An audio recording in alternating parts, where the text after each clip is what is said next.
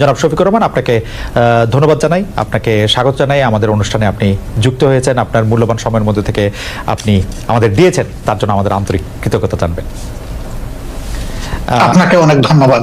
একটি গ্রহণযোগ্য নির্বাচন অন্তর্বর্তী সরকারে করতে হবে। একটি জনপ্রিয় প্রশ্ন এরকম যে আপনারা আওয়ামী লীগকে নির্বাচনে অংশ নিতে দেওয়ার পক্ষে নাকি বিপক্ষে? আওয়ামী লীগ আপনাদের কোনো রাজনৈতিক স্পেস না নিলেও আপনি আওয়ামী লীগের নাম উল্লেখ না করে কোনো ধরনের জুলুম না করার কথা ঘোষণা দিয়েছেন। অনেকে বলেছেন যে এই ঘোষণা না দেওয়ার কে আপনি, এই প্রসঙ্গেও যদি একটু আপনি বলেন। না, এই ঘোষণা দেওয়ার কে প্রশ্ন করেছে? জি, আসলে আমি আওয়ামী লীগের নাম নেই নাই, আর আওয়ামী লীগকেও আমি ইন্ডিকেট করি। শুধু আওয়ামী লীগ আমাদের উপরে জুলুম করে নাই, আরো অনেক পক্ষ আমাদের উপরে জুলুম করেছে। দল হিসাবে আমাদের উপরে যে জুলুমটা করা হয়েছে, যেমন ধরেন আমাদের নিবন্ধন কেড়ে নেওয়া হয়েছে, আমাদের প্রতীক কেড়ে নেওয়া হয়েছে, আমাদের অফিসগুলা সিলগালা করা হয়েছে, আমাদের শেষ পর্যন্ত তারা দিশাহারা হয়ে আমাদেরকে নিষিদ্ধ ঘোষণা করেছে। এই যে কাজগুলা দলের উপরে যে জুলুম করেছে, আমরা বলছি যে এটা প্রতিশোধ আমরা নেব। কারণ প্রতিহিংসার জন্ম নেই, আর প্রতিশোধ যখনই নিতে যাব তখন আইন হাতে তুলে নেওয়া হয়। আমরা আইন হাতে নেওয়ার ব্যাপারে আমরা বিশ্বাসী। কিন্তু সাথে সাথে এই কথাটা আমরা বলেছি যে ভিকটিম এবং ভিকটিম ফ্যামিলি যদি আইনের আশ্রয় নেয়, এটা তাদের রাইট ন্যায় বিচার পাওয়া, তাহলে আমরা তাদেরকে সর্বাত্মক সহযোগিতা করবো। আমরা এই স্ট্যান্ড থেকে সরিনি, আমাদের এই স্ট্যান্ড আছে। এখানে আওয়ামী লীগের নামও নেওয়া হয়নি, আওয়ামী লীগকে ইন্ডিকেটও করা হয়নি। এটা ছিল একটা সামগ্রিক বক্তব্য। আমার এই বক্তব্যটাকে টুইস্ট করা হয়েছে যে জামাতের আমির আওয়ামী লীগকে ক্ষমা করে দিয়েছেন এবং সাধারণ ক্ষমা ঘোষণা করেছেন। প্রথমটা তো নাই, দ্বিতীয়টা করার আমি কে? একটা রাষ্ট্রের সাধারণ ঘোষণা করার একমাত্র ব্যক্তি হচ্ছেন রাষ্ট্রপ্রধান, যিনি অর্থাৎ প্রেসিডেন্ট। তিনি ছাড়া প্রধানমন্ত্রী এটা পারে না, আর কেউই পারে না। আমি কে এটা করার? আমার তো কোনো অধিকার নাই। বরঞ্চ আমরা বারবার বলে আসছি যে যাদের উপরে জুলুম হয়েছে, যারা ক্ষতিগ্রস্ত হয়েছে, নিহত আহত গুম হয়েছে, তার সম্পদ হারা হয়েছে, চাকরি হারা হয়েছে, তারা অবশ্যই মামলা করবে এবং তাদেরকে আমরা সঙ্গত সহযোগিতা। আচ্ছা, এইটি অবশ্য আমাদের একটি প্রশ্ন, কারণ হচ্ছে যে পত্রপত্রিকা যেটি ছাপা হলো আওয়ামী লীগকে ক্ষমা করে দেওয়ার ঘোষণা জামায়াতের আমিরের, অনেকেই বলেছেন যে আপনি হয়তো খোলা মনে সাদা মনে সেই ক্ষমাটি ঘোষণা করতেই চেয়েছেন, কিন্তু পরে যখন আপনার দলের লোকেরা বা আপনি ফিরে গিয়ে চাপের মুখে সেটি আবার একটু বক্তব্য অন্যরকম করছেন। বিষয়টি কি ঠিক? মোটেই না, আমি মোটেই না। আমার বক্তব্য টুইস্ট করা হয়েছিল, সেটাকে আমি ক্লিয়ার করেছি। কোনো চাপও ছিল না আমার উপরে, এবং আমি এখানে কোনো হীনমন্যতায় ভুগিনি। আমি যা ভালো মনে করেছি, খোলা মনে সেটি বলেছি। আচ্ছা, আরেকটি প্রশ্ন আসতে চাই, সেটা হচ্ছে বৈষম্য বিরোধী যে ছাত্র আন্দোলনের যে রাজনৈতিক প্ল্যাটফর্ম, সেটি নিয়ে আমি সরি একটু আপনাকে ইন্টারাপ্ট করবো। আপনি বলেছিলেন যে আওয়ামী লীগ নির্বাচনে আসুক, তারা রাজনীতি করুক, এটা আমি চাই। জি, আগে আওয়ামী লীগকে ডিসিশন নিতে হবে তারা আসলেই রাজনীতি করবে কিনা, তারা আসলেই রাজনীতি চায় কিনা। কারণ তারা যখনই ক্ষমতায় গিয়েছে তখন তো তারা রাজনীতির বাইরে চলে গেছে। প্রথম পিরিয়ডে শেখ মুজিব সাহেব জীবিত থাকা অবস্থায় তো তিনি বহুদলীয় গণতন্ত্রকে একদম শেষ করে দিয়ে একদলীয় বাকশাল কায়েম করেছে। আওয়ামী লীগ যখনই ক্ষমতায় এসেছে সেই জিনিসটাই এস্টাবলিশ করার চেষ্টা করেছে। এবারও তারা কিন্তু সে পথেই হাঁটছিল, এবং তাদের নেতারা বলতেন যে আমরা বাকশালের চেতনা অন্তরে ধারণ করি। সাংঘাতিক কথা। বাকশালের চেতনা যদি ধারণ করেন তো আওয়ামী লীগের নামে রাজনীতি করেন কেন? তাইলে তো তাদের সাহস করে বাকশালের নামেই রাজনীতি করতেন, দেখতেন যে জনগণ তাদেরকে কিভাবে রিসিভ করে। সেটা তো তারা করেননি। এই জন্য আওয়ামী লীগ আদৌ রাজনীতি করবে নাকি ফ্যাসিজম করবে, আগে আওয়ামী লীগ ডিসিশন নেন। আচ্ছা, এই প্রসঙ্গে আমি একটু জানতে চাই, 96 সালে যখন বিএনপির বিরুদ্ধে আপনারা তত্ত্বাবধায়ক সরকার কায়েম করার জন্য আন্দোলন করছিলেন, তখন কি আওয়ামী লীগের সাথে আপনারা জোটবদ্ধ হয়ে রাজনীতি করেছিলেন? না না, আমরা কোনো জোট গঠন করিনি। তবে মাঝে মধ্যে তাদের সাথে আমাদের যৌথ সভা হয়েছে, কিন্তু কোনো জোট আমরা করিনি।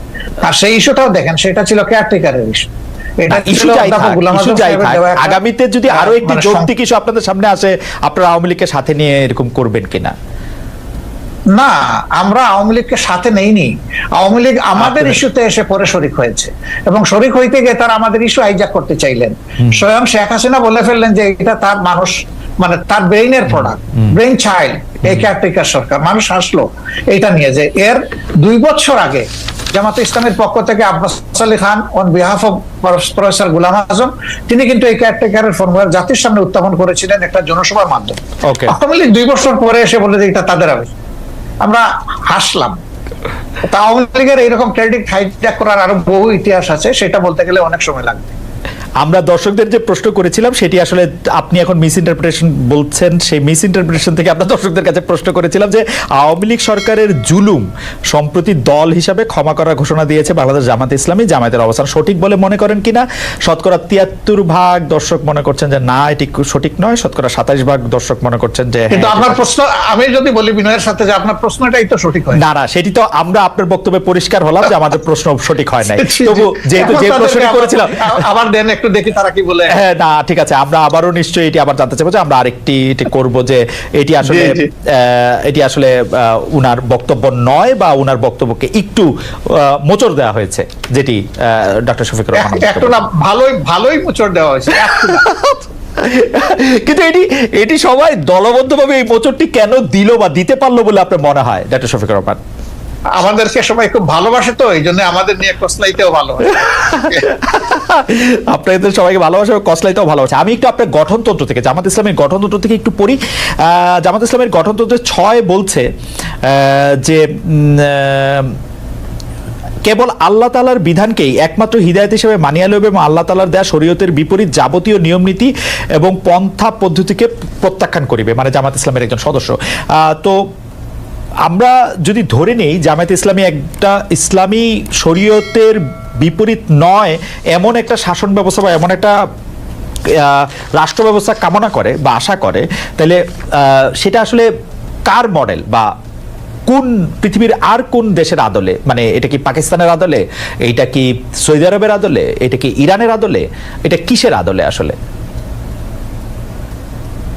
আসলে দেখেন, আল্লাহ তাআলার বিধান হলো আল্লাহর সৃষ্টির জন্য। আল্লাহ তাআলা মানুষকে শুধু সৃষ্টি করে নাই, তিনি সমস্ত সৃষ্টির স্রষ্টা। সেই স্রষ্টার পক্ষ থেকে যে বিধানটা আসে সেটা হলো ব্যালেন্সড এবং সবার জন্য উপকারী। আল্লাহ তাআলার কোরআনের অ্যাড্রেস হচ্ছে ইয়া আইয়ুহান নাস, হে মানব জাতি। এটা দিয়ে আল্লাহ তাআলা কোরআনে অ্যাড্রেস করেছেন এবং তার নবীকেও তিনি মানব জাতিরই শুধু নেতা রাখেন নাই, তিনি সমস্ত সৃষ্টির উপরে একটা রহমত স্বরূপ বলেছেন। তো আমরা সেই আদর্শকে অবশ্যই আমরা লালন করি, ধারণ করি এবং আমরা বিশ্বাস করি এর মাধ্যমে মানব জাতির কল্যাণ নিহিত এবং মানব জাতি কল্যাণ পাবে। যেমন ধরেন একজন কমিউনিস্ট পার্টির সদস্য, তিনি বিশ্বাস করেন যে কমিউনিজমের মাধ্যমে মানুষের মুক্তি।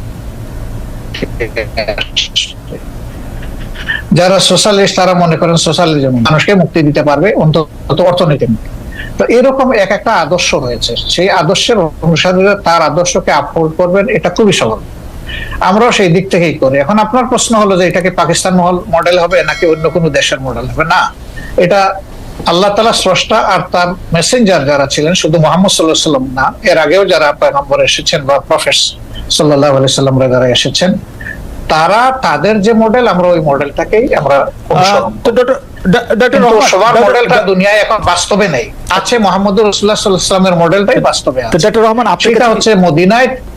জি ডক্টর রহমান, আমি একটু শেষ করি। জি জি, মদিনা কেন্দ্রিক যে শাসন ব্যবস্থা ছিল, সেই শাসন ব্যবস্থায় সকল দল ধর্মের মানুষের নিরাপত্তা, সকল দিক থেকে তার জানের মালের ইজ্জতের নিরাপত্তা নিশ্চিত হয়েছিল। তা আমরা সেই মডেলটাকেই মনে করি উপকারী মডেল। ওকে ডক্টর রহমান, আপনার কাছে কি মনে হয় না যে আপনি মানে মদিনার পরে এটি আর কোনো দেশে কার্যকর হয়েছে, কোন একটি মডেল হয়েছে, সেরকম কি আপনার কোনো কিছু একটা মনে হয় যে এইটা আমরা উদাহরণ হিসেবে নিতে পারি কোন আরব বিশ্বে, কোন মুসলিম বিশ্বে, কোন মুসলিম? দেখেন, দুইজন মানুষ যেমন হুবহু সমান হয় না, ঠিক দুইটা সভ্যতা হুবহু সমান আমি পাবো না। হয় হচ্ছে উন্নত হবে, না হয় একটু অবনত হবে। রাইট। তো পরবর্তী পর্যায়ে আমরা যদি উসমানিয়া সভ্যতার কথাটা ধরি, সেটা দুনিয়ার বহু জায়গায় বিস্তৃত ছিল এবং এটা 1 বছর 2 বছর, 1 দশক 2 দশক না, বরঞ্চ শতকের পর শতক ছিল। সেখানে মুসলমানরা সংখ্যালঘিষ্ঠ ছিল, বিভিন্ন দেশ যেগুলো শাসন করেছে, এখন তার স্মৃতি পাথরগুলা রয়ে গেছে দুনিয়ার বিভিন্ন জায়গায়। তো তারা সেদিন যে নৈতিকতার বলে শাসন করেছিলেন, মানুষকে সুশাসন উপহার দিয়েছিলেন, এই জন্য মানুষও তাদেরকে এইভাবে মেনে নিয়েছিল। শুধুমাত্র তলোয়ার আর বন্দুকের জুড়ে কিন্তু তাদের এই বিস্তৃতি ঘটেনি, ঘটেছিল তাদের গুণাবলীর কারণ। এবং সেই গুণাবলী তারা কোরআন সুন্নাহর গুণাবলী ধারণ করেছেন বলেই বিশ্বকে তারা শান্তির দিকে নিয়ে যেতে পেরেছিলেন এবং মানুষও তাদেরকে আনন্দ চিত্তে। কিন্তু যুগের ব্যবধানে সেখানে যখন পরিবর্তন বা বিকৃতি আসলো, তখনই মানুষও ক্ষতিগ্রস্ত হলো, এই শাসন ব্যবস্থাও ক্ষতিগ্রস্ত হলো। কোরআন সুন্নাহর গুণাবলীর কথা আপনি বলছিলেন, কিন্তু আমরা কিন্তু বাংলাদেশে দেখতে পাই আপনারাই একমাত্র ইসলামিক দল নন, আরো অনেক ইসলামিক আদর্শের প্রতিষ্ঠান রয়েছে, দল রয়েছে, মতবাদ রয়েছে, তাদের কেউ কেউ সাথে আপনাদের বিরোধ রয়েছে। আমরা কি করে বুঝবো যে জামাতে ইসলামী প্রকৃত কোরআন বা রসুলের দেওয়া শরীয়তের অনুসারী? সেটা আমরা কিভাবে নিশ্চিত হব? কারণ এরকম অনেকে আছে যারা খালেদ মহিউদ্দিন, আপনি দেখেন যে আপনার ঘরে কিন্তু, জি বলেন, আপনার পরিবারে আপনি একমাত্র সদস্য নন, রাইট? আমি আশা করছি যে সেখানে আপনার মিসেস আছেন, আপনার ছেলেমেয়েরা আছে, এই 4-5 যারা আছে তাদের মত কিন্তু সব ব্যাপারে যে এক হয়ে যায় বিষয়টা এমন না, কিন্তু তারপরে পরিবার কিন্তু চলে, পরিবার কিন্তু ভেঙে যায় না। মতের ভিন্নতা থাকবে, এটাও একটা সৌন্দর্য, এবং ভিন্নতা যখন থাকে তখন অনেক কিছু ডাইভার্সিটি চিন্তা করার সুযোগ থাকে। আমাদের মধ্যেও সেই রকম ভিন্নতা আছে, এটা সকল ধর্মেই আছে, এই ভিন্নতা সকল ধর্মে আছে। আচ্ছা, এটাকে বড় কোনো ম্যাটার হিসাবে আমরা দেখি না। তবে যারা ট্রুলি মানে ইসলামের ফলোয়ার, তারা এক কোরআন মানেন, এক আল্লাহ মানেন, এক রসুল মানেন, এই 3 জায়গায় তাদের কোনো মানে দ্বিমত নাই। সুতরাং মতের মূল জায়গাটা ঠিক আছে, বাকি জায়গাগুলা খুঁটিনাটি একটু এদিক সেদিক হতেই পারে, এটা কোনো বড় ব্যাপার। ইসলামের ডেমোক্রেসি জায়গাটা কেমন? মানে ইসলাম কি, আপনি মদিনার কথা বলছিলেন, আমাদের রসুল সাল্লাল্লাহু আলাইহি ওয়াসাল্লাম বা তার পরে যেসব খলিফা অন্তত 4-5 যেভাবে নির্বাচিত হয়েছিলেন বা যেভাবে ইয়েতে বসছিলেন, সেটি কি গণতান্ত্রিক উপায়ে নির্বাচিত হয়েছিলেন তারা? অবশ্যই, অবশ্যই। তারা তখন যারা মানে সমাজে মতামত দেওয়ার মতো সেই পর্যায়ের লোক ছিলেন, তাদের সকলকে নিয়ে তারা বসেছেন মসজিদে নববীতে অথবা অন্য কোন জায়গায় বসে, তাদের অধিকাংশের মতের ভিত্তিতেই অ্যাপয়েন্টমেন্ট গুলো হয়েছে। আপনি তাই মনে করছেন? তাই মনে করছেন, এটাই ফ্যাক্ট, এটাই হিস্ট্রি। তারপরে যখন আব্বাসীয় উমাইয়া বা ওসমানিয়ারা, দেখেন আমাদের দেশে, জি না সেটা তো আমি খেলাফতে নিচ্ছি না, আমি খেলাফতের যুগটা বলতেছি।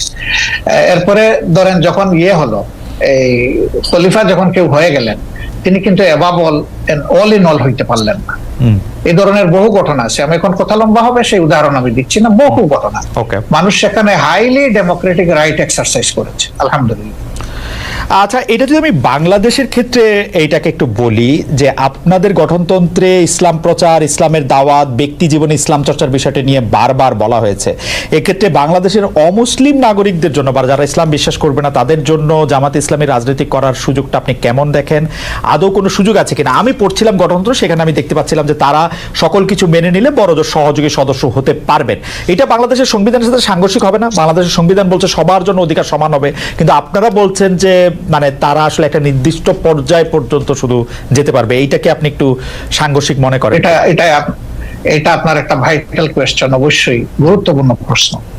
দেখেন, আমরা তো কাউকে ইনফোর্স করব না, আমাদের আদর্শটা গ্রহণ করতে এবং দলে আসতে আমরা ইনফোর্স করব না, কিন্তু দলের দরজা তাদের জন্য বন্ধ করা যাবে, আমরা দরজা খোলা রেখেছি। প্রয়োজনে গঠনতন্ত্র তো আল্লাহর কোরআন না, কোরআনের আলোকে রচিত। কোরআন পরিবর্তন করা যায় না, কিন্তু গঠনতন্ত্র পরিবর্তন করা যায়। আমাদের গঠনতন্ত্রের দেখেন যে 22-23তম সংস্করণ পর্যন্ত হয়তো আছে, আপনি পাবেন, রাইট? তার মানে কি? তার মানে হলো আগের যে জিনিসটা আমরা মনে করেছি পরিবর্তন করা দরকার, মূলনীতি ঠিক রেখে যুগের চাহিদাকে অ্যাড্রেস করা দরকার, সেটা আমরা করেছি। হবে, সবগুলাই হবে, অ্যাকোমোডেশন হবে, কোনো সমস্যা হবে না ইনশাআল্লাহ। এই প্রসঙ্গে প্রশ্নটা করে ফেলি যে আমরা আপনাদের গঠনতন্ত্রে যেরকম পড়তে পারছি যে 33 2020 সালের মধ্যে নারী সদস্য সম্পৃক্ত হওয়ার কথা, সেটা হয়েছে কিনা? নারী নেতৃত্বের দিক বিবেচনা করলে নারীরা জামায়াতের কোন পদ পর্যন্ত যেতে পারবেন? এটি 1 নম্বর প্রশ্ন। 2 নম্বর প্রশ্ন হচ্ছে, জামাতের গঠনতন্ত্রে একটা বড় পরিবর্তন এসেছিল, কিন্তু আসলে নির্বাচন কমিশনের নির্দেশে আপনারা তখন এটা খুব খুশি মনে পরিবর্তন করেছেন, সেটা না, কিন্তু এটা করেছেন। এই প্রসঙ্গে আপনি একটু কি বলবেন? দুটি প্রশ্ন। আসলে আমরা যেটাই করি আমরা ডেমোক্রেটিক ওয়েতে করি, আলাপ আলোচনা করেই করেছি, আমরা একমত হয়ে করেছি। 2 নম্বর হচ্ছে নারী মানে কোটার প্রপোর্শনের যে বিষয়টা বলেছেন, আমরা 33 না, আলহামদুলিল্লাহ এখন নারীদের প্রপোর্শন হচ্ছে 44% আমাদের সংগঠন, এবং তারা আমাদের কেন্দ্রীয় সুরায় আছেন, কর্ম পরিষদে আছেন, সব জায়গায় তারা আছে। বামধারার রাজনীতিবিদরা, ইন্টারেস্টিং, বা বুদ্ধিজীবীরা অনেক সময় ডক্টর ইউনূসকে এনজিও বিদেশি মডেলের বাংলাদেশে এটি করতে চায়, এটি অনেক সময় বলে থাকেন। আবার ধর্মভিত্তিক অনেক রাজনৈতিক দল ওয়াজের সময় ক্ষুদ্র ঋণ জড়িয়ে ডক্টর ইউনূসের সমালোচনা করে থাকেন। শেখ হাসিনার মতো এরকম প্রায় আমি যেটাকে বলি যে প্রায় অভব্য অশ্লীল ভাষায় সুদখোর বা এরকম না বললেও ওয়াজের সময় এগুলি নিয়ে অনেক কথাবার্তা বলে থাকে। জামায়াতে ইসলামী আসলে ক্ষুদ্র ঋণ, তারপরে হচ্ছে যে এইরকম একটি ব্যাংক ব্যবস্থা বা এনজিওর কাজকর্মকে কিভাবে দেখে, কিরকম করে দেখে? আচ্ছা দেখেন, উনি কি শুধু সুদী ব্যবস্থা ব্যাংক পরিচালনা করেন? বাংলাদেশে আর কোনো ব্যাংক নাই এরকম? না, এটা তো রাষ্ট্রীয় প্রত্যেকটা ডক্টর শফিকুর রহমান, আপনি তো অসাধারণ বিতর্কে, এটা তো সোফিস্টদের মতো হলো, তথ্যের বিপক্ষে প্রশ্ন। লোকরা, জি, সেই ব্যাংকে যারা সার্ভিস হোল্ডার এবং যারা ডিরেক্টর, তারা যদি মেইন স্ট্রিম রাজনীতি করার অধিকার রাখেন, ইউনূস সাহেবের সমস্যাটা কোথায়? আমি তো সমস্যার কথা বলছি না, আমি বলছি জামায়াত ইসলামীর অবস্থানটা কি। আমার কোনো সমস্যা নাই, আমি তো আমার সবচেয়ে পছন্দের লোক ডক্টর মোহাম্মদ ইউনূস। আমরা আসলে যে কোনো ধরনের ফতোয়াবাজির পক্ষে আমরা না। হ্যাঁ, আচ্ছা। মানুষ ভুল করবে, আপনি তার পজিটিভ ক্রিটিসিজম করেন, তাকে সংশোধন করার চেষ্টা করেন, তাকে ভালোভাবে বলেন, আপনি যে ফিলিংসটা আপনি ক্যারি করেন সেই ফিলিংসটা তাকে পার্সু করেন। কিন্তু তাই বলে আপনি তির্যক ভাষায় তাকে কিছু বলবেন, এটা তো আসলে মানায় না। আচ্ছা, সাবেক প্রধানমন্ত্রী শেখ হাসিনা এখন ভারতে রয়েছেন। আমি বারবার বলি, আমি পার্সোনালি মনে করি বাংলাদেশে যত দুর্বৃত্তপনা রয়েছে সবকিছুর জন্যই আসলে শেখ হাসিনার সাজা হতে পারে, শাস্তি হতে পারে, বিচার হতে পারে। কিন্তু মোদী সরকারের সঙ্গে আমরা দেখতে পাচ্ছি যে ডক্টর ইউনূস সরকারের সম্পর্কে ঘনিষ্ঠতা নেই যতটা ছিল হচ্ছে শেখ হাসিনা সরকারের সঙ্গে তার ঘনিষ্ঠতা। বাংলাদেশের অনেকের দাবি শেখ হাসিনাকে বাংলাদেশে ফিরিয়ে এনে তাকে আসলে বিচারের মুখোমুখি করতে হবে। ডক্টর ইউনূস সরকারের সঙ্গে আমরা বরং পাকিস্তানের ঘনিষ্ঠতা বাড়ার লক্ষণ আমরা দেখতে পাচ্ছি। কিন্তু সম্প্রতি আপনারা অর্থাৎ জামায়াতে ইসলামী ভারতের সঙ্গে বন্ধুত্ব করার আগ্রহ দেখিয়েছেন, ভারত কি কোনো সাড়া দিয়েছে নাকি? এই বন্ধুত্ব করার আগ্রহটা নিয়ে একটু আপনার কাছে শুনতে চাই যে এটা আসলে কিরকম। অনেক ধন্যবাদ আপনাকে। বাংলাদেশের সংবিধানে আপনি আইন নম্বরের একজন মানুষ ছিলেন এবং আপনার ভালো করে জানা আছে, আমাদের সংবিধানে পরিষ্কার লেখা আছে যে বিশ্বের সবগুলা শান্তিকামী গণতান্ত্রিক দেশের সাথে আমাদের বন্ধুত্বপূর্ণ সম্পর্ক থাকবে। এটা শুধু ভারতকে আলাদাভাবে বলা হয়নি, কিন্তু ভারত আমাদের নিকটতম প্রতিবেশী, বৃহৎ প্রতিবেশী। আমি তাদের সাইজ সংখ্যার দিক থেকে বলছি না, আমাদের সাথে তাদের বর্ডার তা সবচেয়ে বেশি। অল্প একটু আছে মায়ানমার, বাকিটা আমাদের ব্যাপার। তো এই জায়গায় আমার প্রতিবেশী তো আমি বদলাতে পারবো না, যে কথাটা আমি সব সময় বলবো, প্রতিবেশী তো আমার প্রতিবেশী থাকবে। প্রতিবেশী যদি শান্তিতে থাকে আমিও শান্তিতে থাকবো, আমি যদি অশান্তিতে পড়ে যাই আমার প্রতিবেশীও শান্তিতে থাকতে পারবে না। আমরা কেন অশান্তির দিকে যাব? উভয় প্রতিবেশী আমরা পরস্পর মিউচুয়াল রেসপেক্ট এবং ইকুয়ালিটির ভিত্তিতে যদি আমাদের কূটনীতিকে, পারস্পরিক সম্পর্ককে, দুই দেশের স্বার্থ সংশ্লিষ্ট বিষয়টাকে যদি আমরা সুবিবেচনায় নিই, এটা উভয়ের জন্য ভালো। সেই দৃষ্টিকোণ থেকে আমি আলাদা করে ভারতের কথা বলিনি, আমি সবার কথাই বলেছি। এবং যেহেতু তারা আমাদের নিকটতম প্রতিবেশী, সেই কারণে আমরা প্রতিবেশীর সাথে তাদের পক্ষ থেকে আমাদের পক্ষ থেকে দুই দিক থেকেই সুপ্রতিবেশী সুলভ আচরণটা আমরা পছন্দ করি, দেখতে চাই। আপনার কাছে কি সরকারকে একটু দুর্বল সরকার মনে হচ্ছে? মানে এই দাবি জানাতে হচ্ছে কেন? একটা মিসক্রিয়েন্ট ঘটবে, সরকার গ্রেফতার করবে বা করবে না, সেটা তো একটা স্বাভাবিক ঘটনা হওয়া উচিত। এই সরকার কি একটু মানে আপনার কাছে কি মনে হয় যে আপনি একটা রাজনৈতিক নেতা হিসেবে এই সরকার কি একটু দুর্বলতা দেখাচ্ছে নাকি সরকার সময় নিচ্ছে? কি মনে হয় আপনার? আপনি যেটা বলেছেন যে দাবি কেন জানাতে হবে, সরকারের মেশিনারি তো অটোমেটিক্যালি এটা ফাংশন করবে, এটা হওয়া উচিত। কিন্তু দাবিকেই প্রথম আগে নির্বাচিত বা পলিটিক্যাল গভর্নমেন্ট যারা ছিলেন তাদের কাছে বিভিন্ন দাবি মানুষ উত্থাপন করে না এই সমস্ত বিষয়, তাহলে এটাকে আমি আলাদাভাবে দেখবো কেন? এটা দেখার কোনো কারণ নাই। কিন্তু সামগ্রিকভাবে যদি আপনি বলেন, যেহেতু তারা কোনো রাজনৈতিক দল দ্বারা গঠিত বা জোট দ্বারা গঠিত সরকার নয়, এবং যেহেতু 15.5 বছরের অনেক জঞ্জাল জমা হয়েছে, তাদেরকে সেই জঞ্জাল সরাতে গিয়ে তো অবশ্যই তাদেরকে এক্সট্রা